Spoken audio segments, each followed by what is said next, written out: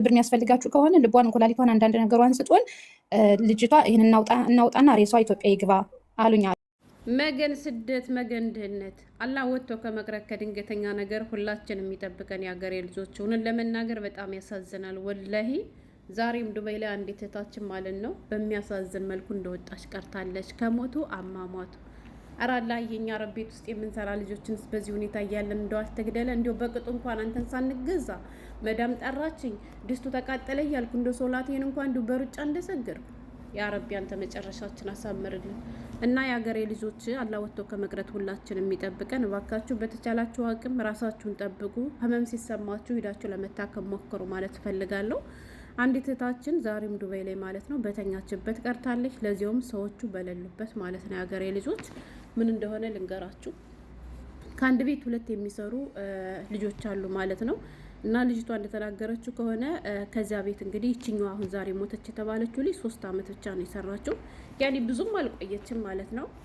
እና የሀገሬ ልጆች ልጅቷ ስትናገር ቤት ውስጥ አሰሪዎቻችን የሉም፣ ከአሰሪዎቻችን አንዱ ልጅ ብቻ ነው ያለ ብላለች ማለት ነው። እስከ 4 ሰዓት ካመሸን በኋላ ወደ መኝታ ክፍላችን ገባንና ተኛም ብላለች። ነገር ግን ከመተኛቷ በፊት ይች ልጅ ምን ነበረ መሰላችሁ? አንዷ እህቷ እዚህ ዱባይ ያለች ብላለች፣ ያችኛዋ 7 አመት ቆይታለች ብላለች። እና ይችኛዋ ቀን ቤተሰብ ጋር ደውላ ነበር ብላለች። እና ቤተሰብ ጋር ደውላ ከእህቷ ጋር እያወራች ነበር አለች። እዚህ ያለችው ሰው ኢትዮጵያ ካለች እህቷ ጋር ማለት ነው።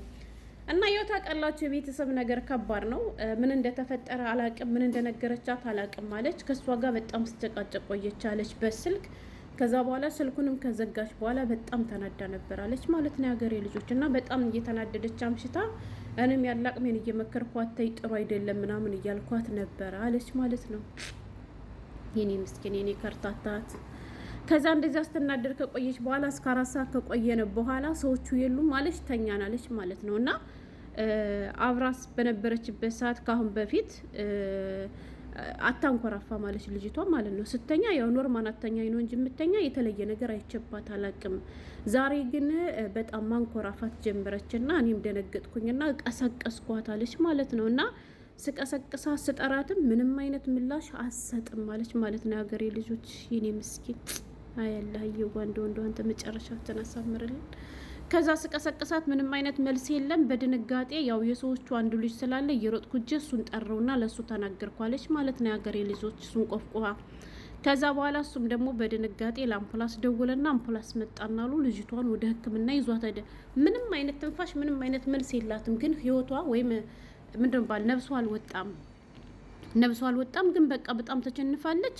አትመልስም፣ አትንቀሳቀስም፣ ምን አትልም ማለች ማለት ነው። ከዛ አምፑላንስ መጣና ተለብሎ ከግል ህክምና በጣም ጥሩ ህክምና ነው ሲሉ ሰምቻቸዋለሁ ሌላ ሰዎችም ስለዚህ ሐኪም ቤት እና ወሰዷትና እንደወሰዷት ቀጥ አድርገው ኮማ ውስጥ አስገቧት ማለት ነው። ምክንያቱም በጣም ስለደከመች እንዲያግዛት ማለት ነው የሀገሬ ልጆች። ከዛ በኋላ ዛሬ 3ኛ ቀኗ ነው የተባለው ማለት ነው። 3 ቀን ከቆየች በኋላ ምንም አይነት ለውጥ የላትም፣ አልነቃችም፣ ምንም የሚደረግ ነገር የለም። እና ዶክተሮቹ በቃ ልጅቷ ከጥቅም ውጭ ሆናለች ነው ያሉ ማለት ነው የሀገሬ ልጆች። እና አሰሪዋም ወደ 80 ሺህ የሚሆን አውጥቻለሁ ካምቧል አልችልምና የኢትዮጵያ ኤምባሲ ሊያውቅ ግድ ይለዋል ብሏል አሉ ማለት ነው የሀገሬ ልጆች። ከዛ እህቷ ነበረችና ከዚህ ለእህቷም ተደወለላት። ያ ረቢ አላህ እንዲሁ በስደቱን የቤተሰብ ክፉ መስማት ለዚሁም በስደት ላይ እህቷ እንዲህ ስትሆንባት። ከዛ ሰውየው ደወለና ኤምባሲ ማወቅ አለበት ተባለ። የሚያውቋት አንዳንድ ቤተሰቦች እህቷም እንደዚሁ ተሰባሰቡና አሉ ሂዶ አዩታሉ ማለት ነው። እና ሂዶ ሲያዩት ምንም ነገር የላትም፣ አተነፍስም፣ አይኗንም አትገልጥም፣ ከጥቅም ውጭ ነች በቃ ማለት ነው። እና ልጅቷ እንደማትተርፍ ከጥቅም ውጭ እንደሆነች ስላወቁ ዶክተሮቹ በቃኛ ልንነቅለው ነው አሉ። ከነቀሉት ደግሞ ያ ነገር በቃ አለቀ። ገባችሁ? እነሱ አሁን እያወሩ ያሉት እንደሰማችኋት አስክሬኗ ወደ ኢትዮጵያ ይግባ እያለ ነው። ማን? ዶክተሩ ማለት ነው። ምክንያቱም ከጥቅም ውጭ ሆናለች። ያኔ ይሄን ከነቀለው በቃ ያልቅላታል። ከዚህ በላይም ደግሞ መቆየት አትችልም ያሉበት ምክንያት ደግሞ ተስፋ ስለሌላት ነው እንጂ ተስፋ ቢኖራት ኑሮ ችግር የለም ትታከም ይሉ ነበረ አላሉ ማለት ነው። እና ሰውየውም ከአቅሜ በላይ ነው 80 ሺህ ከፍያ ያለው እስካሁን ድረስ አሁን ግዴታ ኤምባሲ ማወቅ አለበት ብሎ እሱም ደግሞ ለኤምባሲም እያሳወቀ ነው ምናምን ነገር ተባለ። ከዛ ስሙልኝ የሀገሬ ልጆች ከሞቱ አሟሟቱ ማለት ነው። አስባችሁታል? ይህ መናጤ ድህነት ማለት ነው። ለነገሩ ለብር ብለን አይደለ የተሰደር ነው። በቃ ዙሩ ልጅቷ ማለት ነው ከጥቅም ውጭ ናለ። ያን እንደሞተሽ ቁጠሩት እና ይሄን ስንነቅለው ስለምትሞት እናንተ ግን ብር የምትፈልጉ ከሆነ ገንዘብ የምትፈልጉ ከሆነ ከልጅቷ እንደሰማችሁ ማለት ነው፣ መግቢያ ላይ እንደሰማችሁ እነዚህ ነገሮች እናውጣና ብሩን እንስጣችሁ። አስባችሁታል የሀገሬ ልጆች? አራ ለመታደላችን ወላ ቤት ማሳዘናችን እያለን ወይስ አምርብን ወይስ አይመችን ሙተንም ደግሞ ለማንም እንትን መባል በጣም እኮ ነው የምናሳዝነው። ወላይ ከሞቱ አሟሟቱ ማለት ነው። የእሷ አሟሟቱ የእሷ ሁኔታ ሳስጨንቃቸው ልጅቷ ጤነኛ ነበረች። ገባቸው? ምንም አይነት ውስጧ ላይ ምንም አይነት ጉዳት የለም። ገብቷቸዋላ? እነዚህ አካላቶቹ ንጹህ ጤነኞች ስለሆኑ ነው እነሱ የፈለጉት። ገባቸዋ? ስለዚህ እነሱን እናውጣና በቃ ገንዘቡን እንስጣችሁ። ልጅቷ አስክሬኗ ወደ ኢትዮጵያ ይላክ ብለዋሉ። እዛ ደግሞ እዚህ ያለችው ታውቃለችና ስደተኛ በነገራችን ላይ አዛኝ ነው።